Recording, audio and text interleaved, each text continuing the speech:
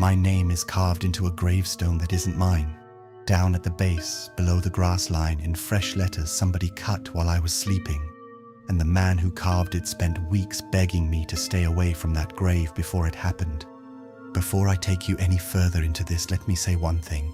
If you enjoy dark, slow-burning stories that crawl under your skin and stay there, take a moment to subscribe to Creepypasta Shadowline. Every story we tell here is true to that promise, and each new one is darker than the last. So turn off the lights, put your headphones on if you can, and listen closely. Because this one begins in a cemetery, and it does not end where you think it will. I didn't listen. I need you to understand that before anything else, because almost everything that followed is my own fault, and the one person who tried to pull me back from it is in the ground now. His name is on that stone too, right where mine used to be. But I'm getting ahead of myself. Let me tell it the way it actually happened. Slowly, the way it crept up on me. Because the slowness is the part that should frighten you most. It never announced itself, it never showed its hand, it just waited, patient as the stone it lives in, while I walked toward it a few steps further every single morning, and never once felt the ground shift beneath my feet. I started visiting the cemetery because it was the only quiet place left after my mother died. That's the honest beginning, nothing dramatic about it. My apartment had become unbearable, not loud with noise, but loud with her absence. Every room was arranged around little habits she'd built into me over a lifetime. The mug she always reached for first, the chair angled just so toward the window, the particular shape of silence a kettle makes when there's no one there to fill it. I couldn't stand to be in those rooms in the mornings. The cemetery on Halloran Road was a 4-minute walk from my front door, and on weekday mornings it was always empty. So I went, before work, with a coffee going slowly cold in my hand. I'd sit on the low stone wall near the older section, where the headstones lean toward one another like tired old people sharing a secret, and the lettering has gone soft and shallow with 100 years of rain, and I'd let the silence do what silence does. It wasn't morbid, it was the opposite. It was the one place in my whole life that didn't pretend everything was fine. My mother isn't buried there, by the way. She's 2 towns over beside my father, in a newer cemetery with a little fountain and a paved loop for the elderly who can't manage uneven grass. Halloran Road was never hers. I need that clear in your mind, because later the line between which graves are mine and which belong to strangers begins to blur. And I want you to know that at the start, I knew. I knew exactly whose grave was whose. I knew with total certainty which ones meant nothing to me. The groundskeeper's name was Webb. I didn't learn it from him. It was stitched onto a patch over the breast of his coveralls, the kind of patch that's been through 100 washes until the thread furs up at the edges and the letters go fuzzy and pale. He was somewhere past 60, and he moved slow, in the deliberate way of men who have done physical work their whole lives and learned to ration whatever their bodies have left. The first few weeks he just nodded at me. I nodded back. We had the easy non-friendship of 2 people who keep early hours in the same empty place and feel no need at all to fill the quiet between them with words. It took about a month before he said anything beyond a greeting, and even then it was practical. He told me which gravel path floods after heavy rain. He told me the side gate sticks on its hinge and how to lift it just right to get it open. Small custodial wisdom handed over the way one early riser hands it to another. I liked him. He treated the place like it belonged to people who couldn't speak for themselves anymore. He kept it for them with a patient, unhurried decency you almost never see in anyone about anything. So when he asked me, that first time, I didn't take it as strange at all. I'd drifted. That's the only word for it. I'd been sitting on my wall, finishing my coffee, and then I'd stood to stretch my legs, and I'd wandered down one of the gravel rows in the middle section. Not the old part, not the new part. The in-between, where the graves are from the 70s and 80s, and the families have mostly thinned out, or moved away, or died themselves and gone quiet. I wasn't reading names. I was just walking. The gravel made that soft, even crunch beneath my shoes, the only sound in the whole place besides a couple of distant crows calling across the fields. My coffee had gone cold in my hand. My mind was somewhere else entirely, somewhere back with my mother, and I stopped. I don't know why. There was nothing about it. A modest grey granite headstone, a patch of lichen on the north face, grey-green and crusted, and the grass around it just slightly greener than its neighbours, a small island of darker green, 2 or 3 shades richer than every plot around it, as if it were being watered while nothing else was. I only noticed it because that's the kind of pointless thing your eye snags on when the rest of your mind is somewhere far away. That was when Webb came down the road toward me, not hurrying, but coming with a purpose that was different from his usual amble.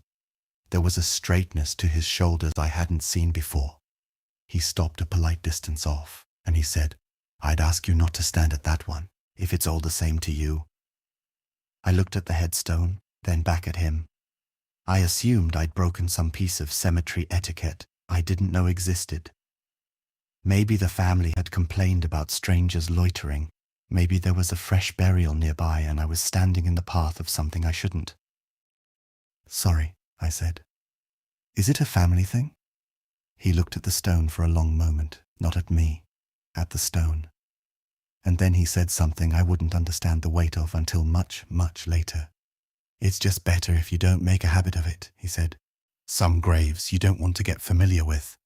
Then he turned and went back to whatever he'd been doing, and as far as he was concerned, the matter was closed. I'll be honest with you. At the time, I filed it under harmless eccentricity. Old men who work alone develop their superstitions. He probably had a dozen private little rules about the place, small rituals that made the unmanageable weight of all that death feel orderly, survivable. Don't stand at that grave. Don't whistle after 4. Whatever got him through the long grey mornings. I finished my coffee and went to work and didn't think about it again that day.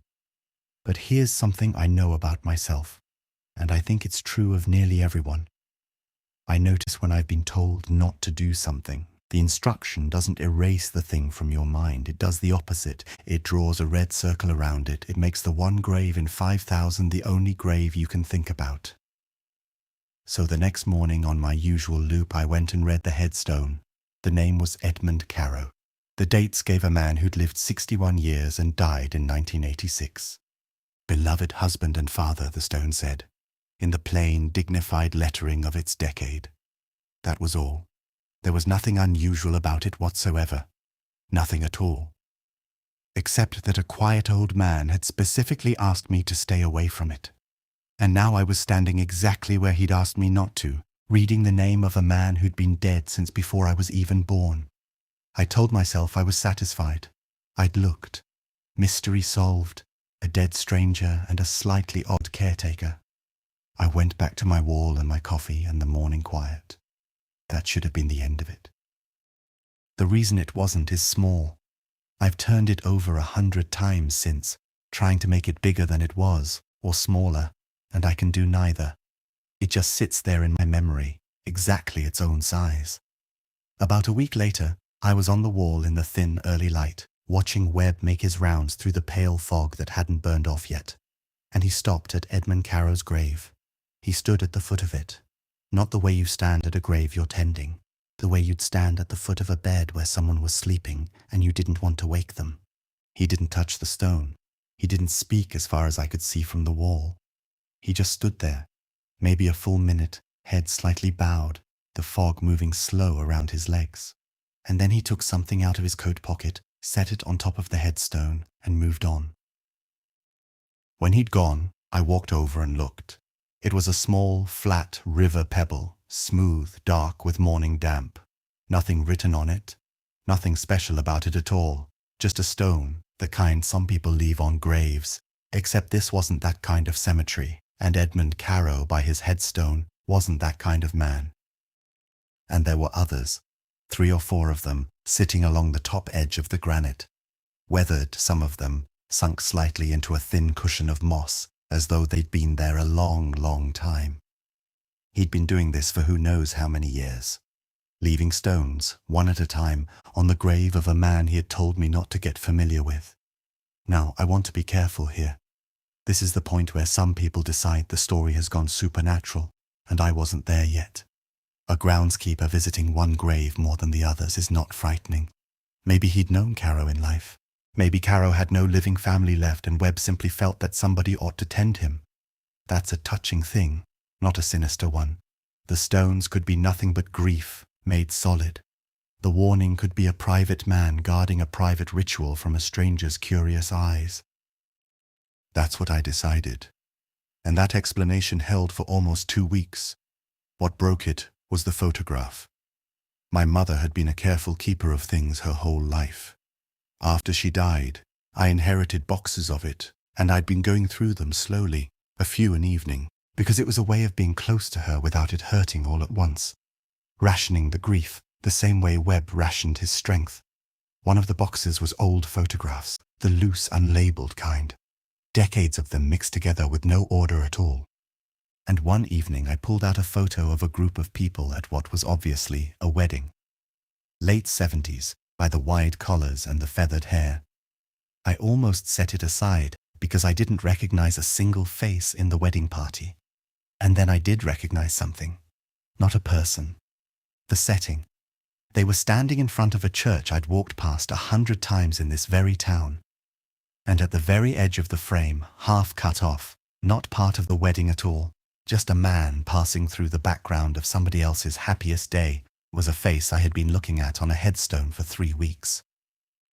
The same heavy brow, the same downward set to the mouth. I'm not going to overstate it. Old photographs are full of strangers. The mind is a machine built for finding faces, and a grieving mind goes hunting for meaning in everything it touches. So I sat with it, and I reasoned my way through it. The truth was, I had no real image of Edmund Caro at all. Only a name, some dates, and a face I'd quietly built for him in my own imagination across 3 weeks of empty mornings. Finding that imagined face in a real photo proved nothing. It was a trick of the mind, and I even knew the name of the trick. So I did the sensible thing. I started looking him up. Edmund Caro wasn't hard to find. Small-town newspapers are all archived online now, and a man who dies at 61 leaves a paper trail behind him. He'd owned a hardware store on the main street, the building that's a phone repair shop today. He'd sat on the parish council. He died, the obituary said, suddenly, at home. Survived by a wife, Margaret, and 2 children whose names meant nothing to me. An ordinary life summarized in the ordinary, gentle language of a small-town obituary. There was nothing in it to keep a stranger awake at night. Except that the obituary had a photograph. A real one this time. Not one I'd imagined into being. And it was the man from my mother's wedding picture. The same heavy brow, the same mouth. It was him, caught alive in the corner of a stranger's photograph, years before he would die suddenly at home. I made myself stay calm about it, and I was right to. He'd lived in this same small town his entire life. Of course, his face turned up in the backgrounds of local photographs. In a place this size, everyone ends up in everyone else's pictures eventually. If anything, it was reassuring. It put Caro firmly back in the ordinary past. A real man who'd sold nails and paint and tins of varnish, who'd stood by accident in the edge of a wedding photo on his way somewhere. The mystery was deflating, and I was glad of it. I'd started to feel foolish. A grown adult building a ghost story out of a kind old caretaker and a dead shopkeeper. So I decided to let it go. And to mark the letting go, I did something I now look back on with a feeling I still cannot put a name to. The next morning, I brought a stone of my own. I don't fully know why. I think I meant it as a small kindness. Webb tended this grave, and I'd grown fond of Webb, and the man in the ground beneath it had nobody left. It cost me nothing to add a pebble to the others, and for one moment to feel that I was part of some quiet shared decency, some small act of remembering performed for a man the rest of the world had long forgotten. I found a smooth grey stone on my walk-in, flat with a pale vein running through it, and I set it on top of the headstone right beside Webb's. I stood there a second, and then I went to my wall. Webb saw me do it. He said nothing that morning, but when I was leaving, he was waiting by the side gate, the one that sticks. He lifted it open on its hinge for me, the way he'd taught me, and as I passed through, without looking at me, he said very quietly, "You shouldn't have done that." I stopped. I asked him what he meant. He looked tired, not angry, tired in a way that went far past the hour of the morning, a tiredness that seemed to reach back years. "The stones aren't for the dead," he said. "Caro doesn't need them. They're for the ones still being counted, and you just put yourself onto the wrong list. I didn't understand, and I told him so. He didn't explain. He only said, "Don't bring any more, and don't take that one back either. Taking it back is worse." Then he went inside the little brick maintenance building and shut the door behind him, which he had never once done in all the mornings I'd known him. I stood at the gate in the cold, and for the first time I felt genuinely uneasy. Counted for what? That night I slept badly, half dreams that slipped away the moment I reached for them, leaving behind only the feeling of having stood somewhere damp and dark, doing slow, careful work with my hands. And once, just before dawn, I surfaced out of sleep certain I'd heard a sound, a faint, dry scraping. Stone on stone, patient and rhythmic, the way a man might work who has all the time in the world. I lay still and listened, and there was nothing, only the radiator ticking, and I told myself it had come from the dream and followed me up into the dark. In the morning I went back, because of course I went back. The not knowing was worse than any answer. The stone I'd left was gone, not the others, just mine. I knew exactly which one was mine. Grey and flat, with that pale vein running through it. And it was not on the granite anymore. Webb's pebbles were all there, every one of them, weathered and patient along the top edge.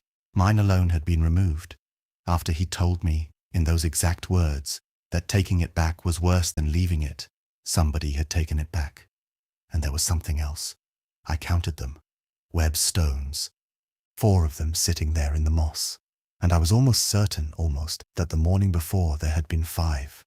But the fog over my own memory had already started, though I didn't know that yet, and I couldn't swear to the count, and that uncertainty was its own kind of cold. I found Webb by the rose beds, working the soil with a hand fork, and I asked him directly. Had he moved my stone? He stopped.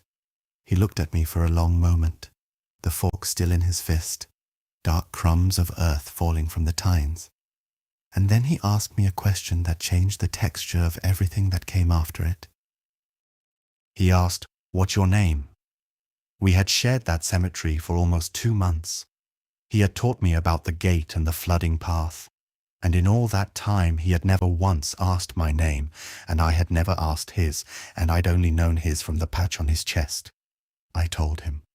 I said my full name out loud into the cold morning air, and he closed his eyes, just briefly, the way a man closes his eyes when something he had been desperately hoping wasn't true turns out after all to be true. "You need to go and look at the stone again," he said, "and this time, read all of it." I walked back down the gravel road to Edmund Carrow's grave. I read the name, the dates, beloved husband and father, and then I did the thing I had never done. I crouched down low to the base of the stone where the granite meets the grass.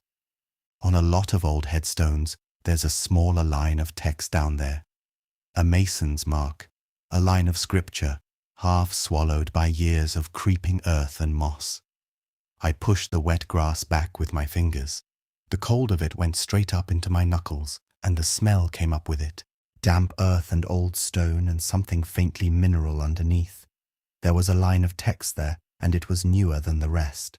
The lettering was sharper, cleaner, less weathered, cut into the granite at some point well after 1986, and it wasn't scripture.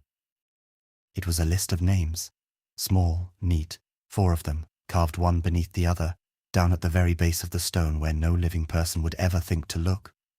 I read them without understanding, and then I understood, and the understanding arrived in my body before it ever reached my mind. A cold drop falling straight through the center of me. The first 3 names meant nothing to me. The 4th name was mine.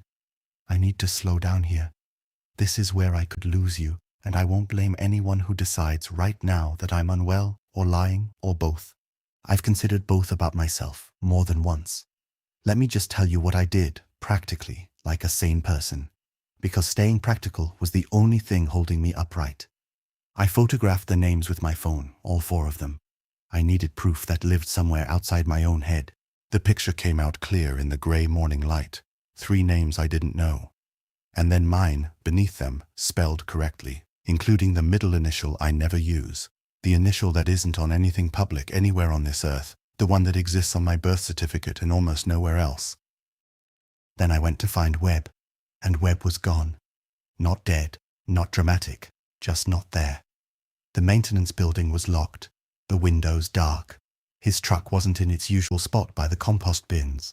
I waited an hour, sitting on my wall, watching the gate, the fog burning off slow into a flat white sky.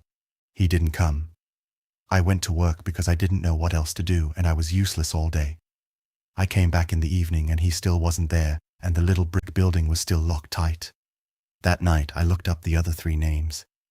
This is the part I've never told anyone, because there's no way to say it out loud that doesn't sound like I built it backward on purpose to frighten you. But I'll tell you plainly, and you can decide for yourself. All 3 of the other names belonged to people who had died. I found them the same way I'd found Caro, in the newspaper archive, in obituaries spread across the decades.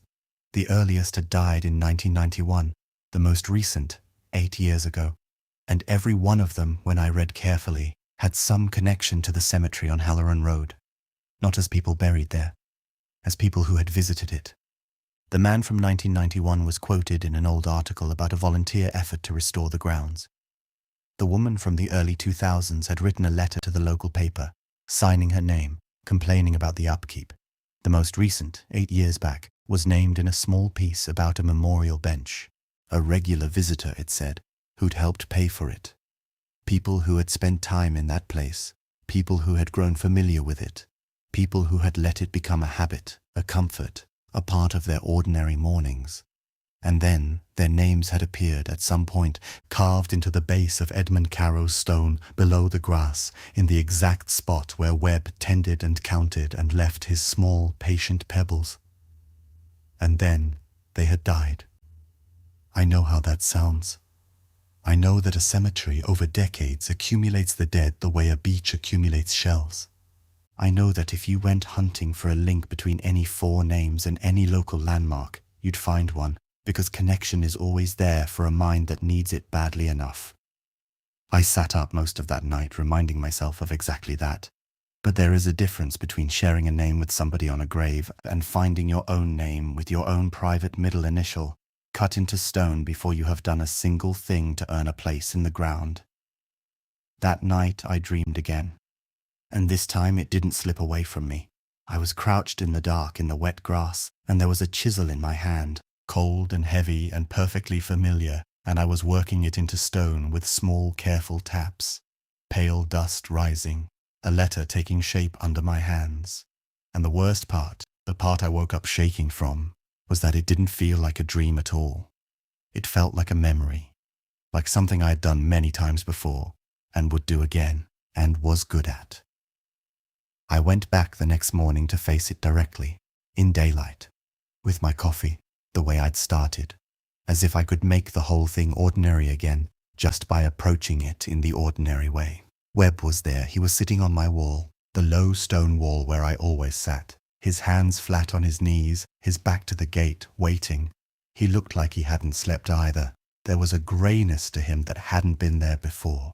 I sat down beside him because I didn't know what else to do, and for a while neither of us said anything, the same comfortable silence we'd shared for 2 months. Except now that silence had teeth in it. Finally he spoke, his eyes on the rows of leaning headstones. "It wasn't your name when you got here," he said. I asked him what that meant. And he told me, slowly, in pieces, the way a man confesses something he has carried entirely alone for a very long time.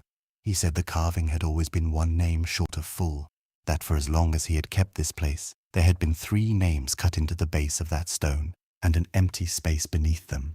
And his real job, he said, the job underneath the job of mowing and weeding and lifting the sticky gate, was to watch that empty space, to watch who got familiar with the grave. Because the grave chose. He didn't pretend to understand how, but it chose. It chose someone who came too close, someone who lingered, someone who made the place a habit, a refuge, a part of their mornings, and at some point, the empty space would fill in with a name on its own, and the person whose name it was had in his experience only a certain amount of time left after that. Not long. "Some graves don't want flowers," he said. "They want names. This one's been hungry for 30 years. and I've spent 30 years trying to keep it fed slow. He'd watched it happen 3 times in his life, and over the years he'd learned to read the early signs, the lingering, the slow drift down the gravel rows toward that one stone with the greener grass. He'd learned to warn people off before they got close enough to be chosen, and most of them listened. Most of them walked away and never knew how near they'd come, or to what. I had not listened. I said, and I could hear how thin and high my voice had gone, that this was insane, that graves do not choose, that he was a lonely, grieving old man who had built a whole mythology around a dead shopkeeper to give his solitary life some shape, and that I had photographed the names and I was going to take that photograph to the police, or to a stonemason, or to anyone who could explain how my name had gotten cut into a stranger's gravestone, because that part at least was real. That part had to have a human explanation. He nodded along the whole time, gently, like he'd heard every word of it before, in those exact phrases, or near enough, 3 times before maybe. Then he asked if he could see the photograph. I took out my phone. I found the picture. I held it out to him. There were 3 names. The cold dropped through me again, harder this time, because I knew what I had photographed. I had counted them. I had zoomed in on the 4th name, the morning before, and read my own middle initial in the granite. But the image on my screen now showed 3 names, and beneath them an empty space. The stone smooth and uncut, exactly where mine had been. I had not taken a new photo. I want to be absolutely clear about that. This was the same image, the one from the day before, the one I had stared at a dozen times in the dark, and it had changed, or it had never been what I remembered. I genuinely do not know which to this day, and that not knowing is the small, dark room I have lived inside ever since. Webb looked at the screen for a moment. Then he said very gently, "It comes off the stone before it takes you, not all at once. The stone gives it back, slow. First the photograph goes, then your memory of the photograph. Then you stop being able to find the grave on your own. You'll start needing me to point you down the right row." He paused, and the next words came out heavier. "That's the order it happens in. I've watched it 3 times now."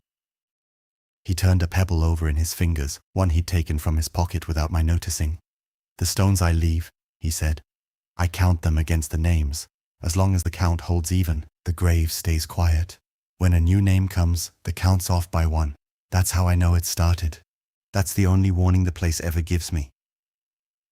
I told him I'd added a stone weeks ago, before any of this began. "I know," he said. He didn't even look at me when he said it. "That's what started it. You put yourself into the count. The dead don't get to choose to join. You did."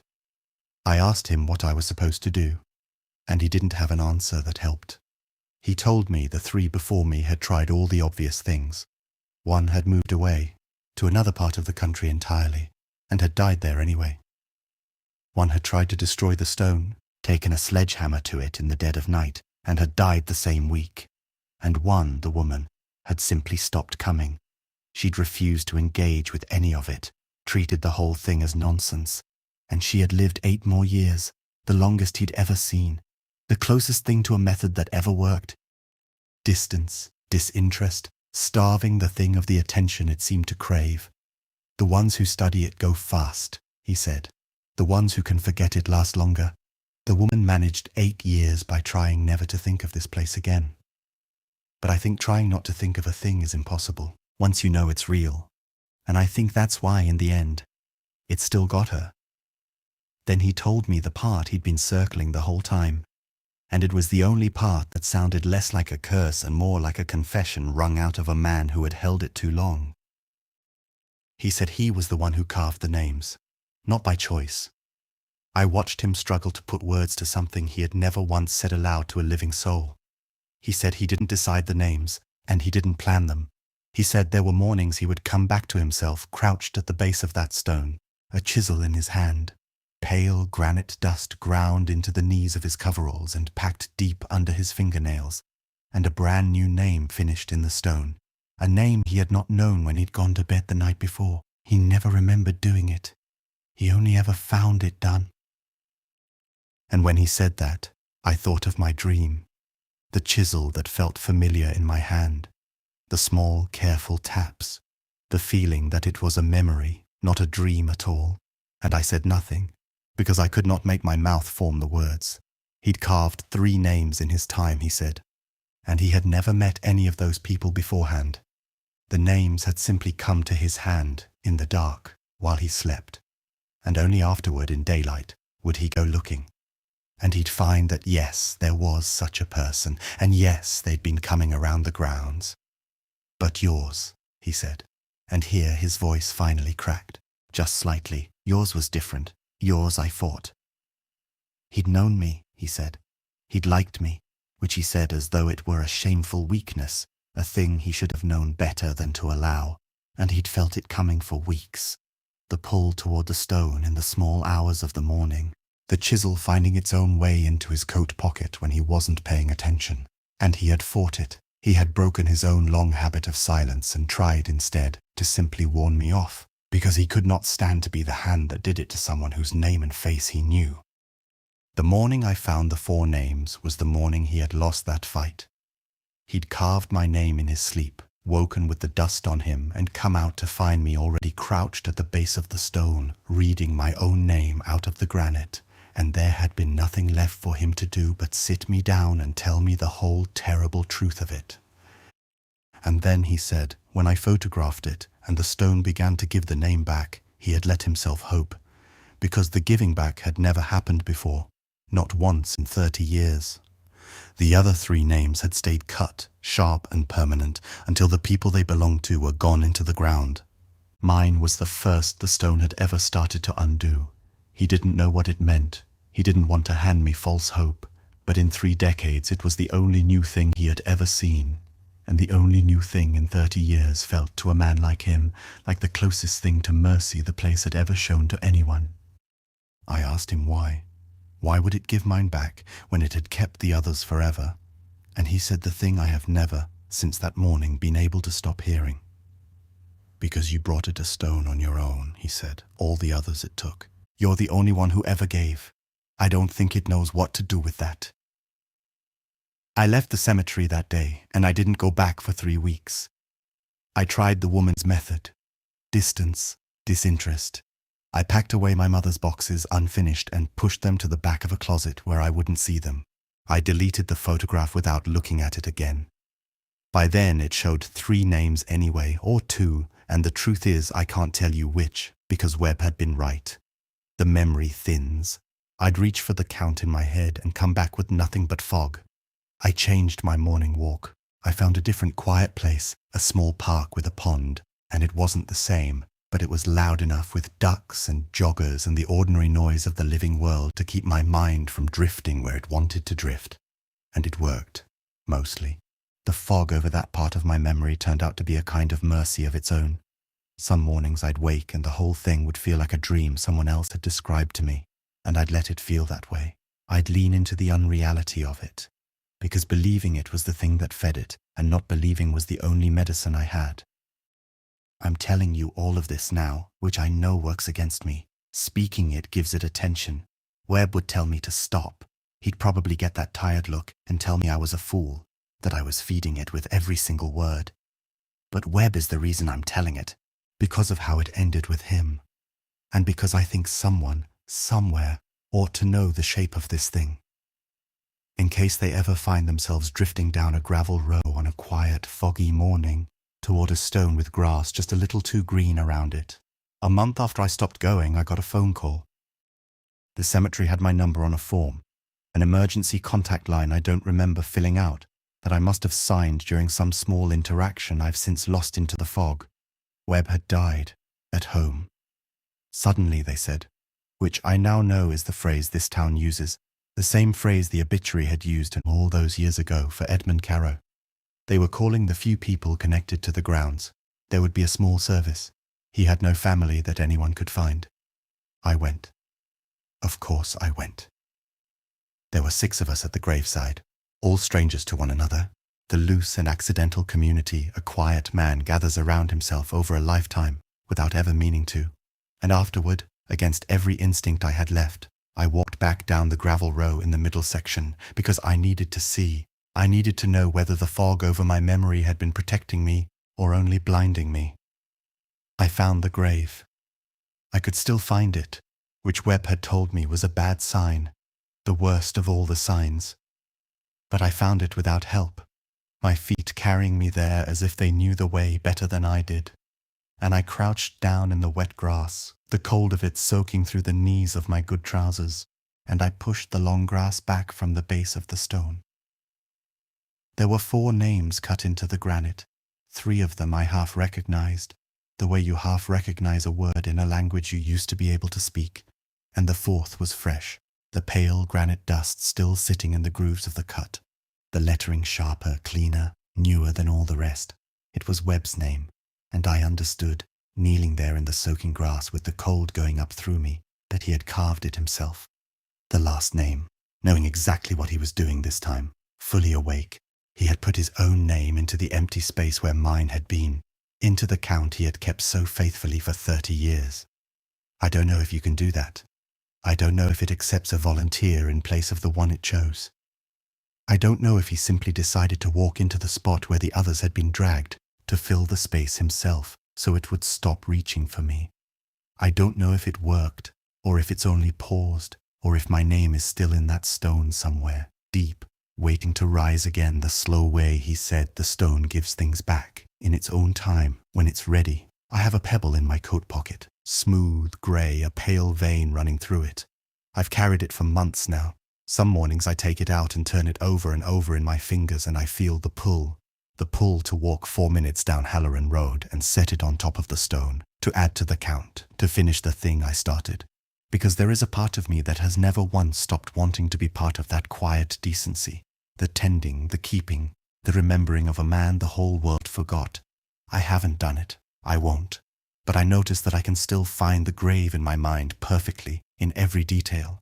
The greener grass, the lichen on the north face, the line of small pale stones along the top edge, the fog that took my own name from the granite, never once touched my memory of the place itself.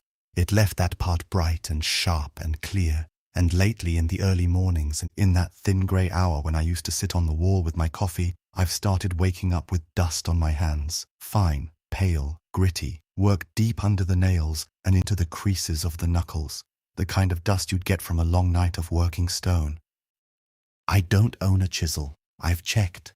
I've checked 3 times now. Every drawer, every shelf, every dark corner of the apartment. I don't own one, but every morning I keep waking up clean of everything in the world. Everything except that. If this story got under your skin, do me one small favor before you go. Leave a like, share it with someone who loves the dark, and tell me down in the comments what you think really happened at the end. Was Webb's sacrifice enough? Or has the stone simply found its next keeper? Subscribe to Creepypasta Shadowline and turn on notifications because there are far darker things waiting in the rows ahead. Sleep well tonight if you can. And if you wake with dust on your hands, don't go looking for the grave.